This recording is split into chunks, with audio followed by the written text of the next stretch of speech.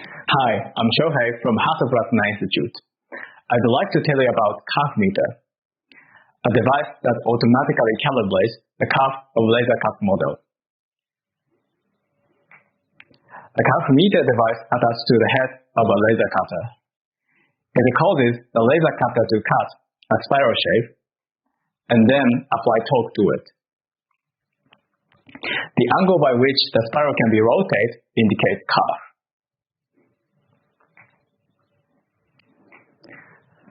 One of the key elements enabling laser cut 3D models are joints. Joints are connected by inserting a finger into slightly narrower opening. The resulting overlap produces friction, which holds the joint. This is known as press fit. Press fits are quite sensitive. Tiniest variation in overlap causes huge variation in assembly force. Ignoring this variation causes joints to fall apart or joints to be impossible to assemble.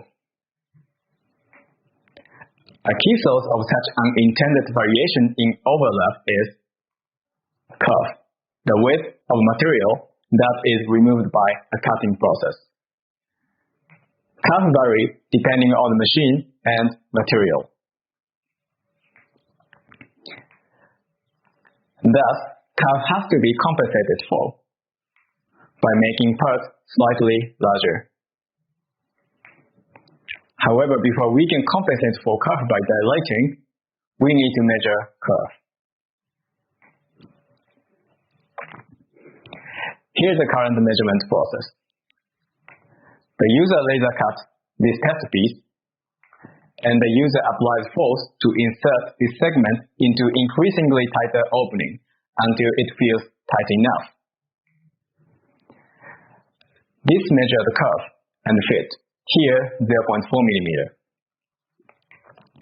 Now the user can dilate the laser cut model by 0.4 millimeter. The test piece is called kerf gauge.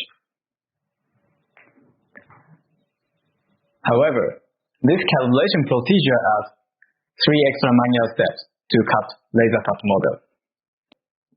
Once the user finishes these steps, finally, they can cut model. This means the user needs to cut twice, and ideally, the user needs to repeat it for every cutting job, since materials and the laser cutter's condition vary. Our objective is automating those manual steps and embedding it to laser cutter. Therefore, we propose Kerfmeter. Kerfmeter is a device that automatically determines kerf.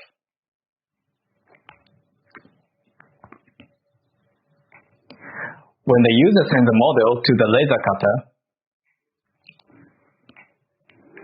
Kerfmeter intercepts the cutting job and inject the following 20-second calibration routine.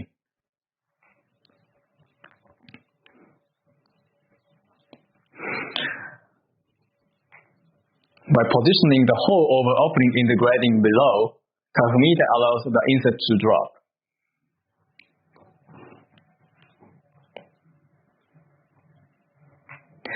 Then Kerfmeter cuts a spiral gauge. The shape is an Archimedean spiral.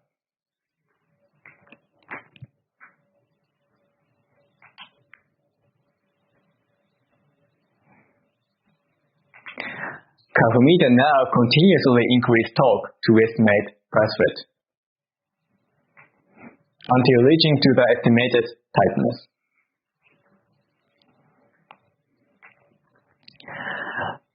Kerfmeter now computes kerf equals theta times incline of spiral.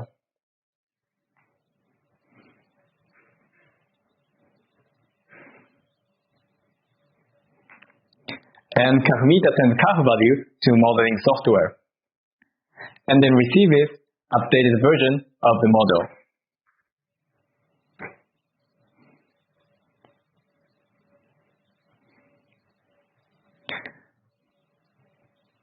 As a result, these joints are loose enough to allow for comfortable assembly, yet tight enough to withstand tension. Now I show you the detail of design and engineering of Kerfmeter. The Kerfmeter hardware device contains a DC motor fitted with a planetary gearbox, and a coil spring to keep the spiral gauge down and thus align with the material surrounding it. And the microcontroller controls motor torque through motor driver and measure angles of the rotation through a magnetic encoder. The spiral type of the gauge is the Archimedean spiral. Its curve is described by the polar equation, R equals A plus B phi, where R is the radius of the spiral, and A is the distance from the center to the start of the spiral, and then B is the distance between loops. Phi defines angle of rotation for each point on the curve. Laser cutting the outermost spiral produces a gap between the spiral insert and the material that's surrounding it.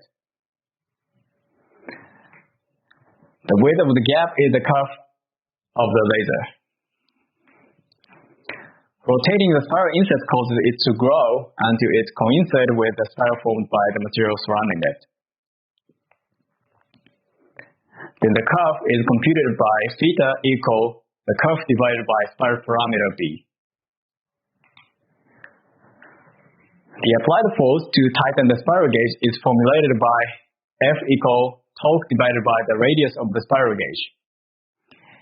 It is to the coefficient of friction of the given material, and which is multiplied by the pressure between outer and inner spiral, which depend on the material's Young's modulus and the strain.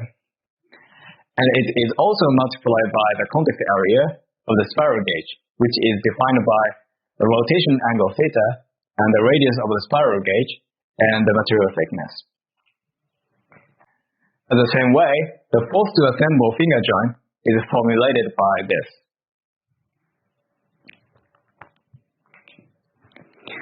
So because we can assume the coefficient of friction and pressure is the same for both equations, we can define torque based on this formula. The target force to assemble box joint is converted to the motor torque, which should be applied to the spiral gauge. To evaluate our design and engineering, we conducted technical evaluation. So we started by placing 4mm MDF into a laser cutter. We set up Kerfmeter to calibrate curve for assembly force of 90.3 Newton for box joint. For each trial, we run Kerfmeter to cut the spiral gauge and measure curve. We then have the laser cutter cut a one-finger box joint next to the spiral gauge. It is adjusted with a curve value determined by the Kerfmeter measurement.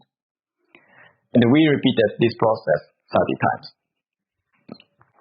We then measure the force required to assemble each box joint using this measurement setup. Here we plot the measurement result of curve and assembly force. As a result, a Kerfmeter's curve measurement, standard deviation of curve is 50.5 micron. It is 20% more precise than theoretical precision of curve gauge. And as a result of assembly force of box joint, 93% of results are in the acceptable range of assembly force. In conclusion, we introduced Kerfmeter. A Kerfmeter automates manual calibration procedure. Compared to traditional manual curve gauge, Kerfmeter is 15 times faster, 20% more precise, and fully automated. This allows the model to be comfortable to assemble, yet steady enough, without any human intervention and without expertise. Thank you so much.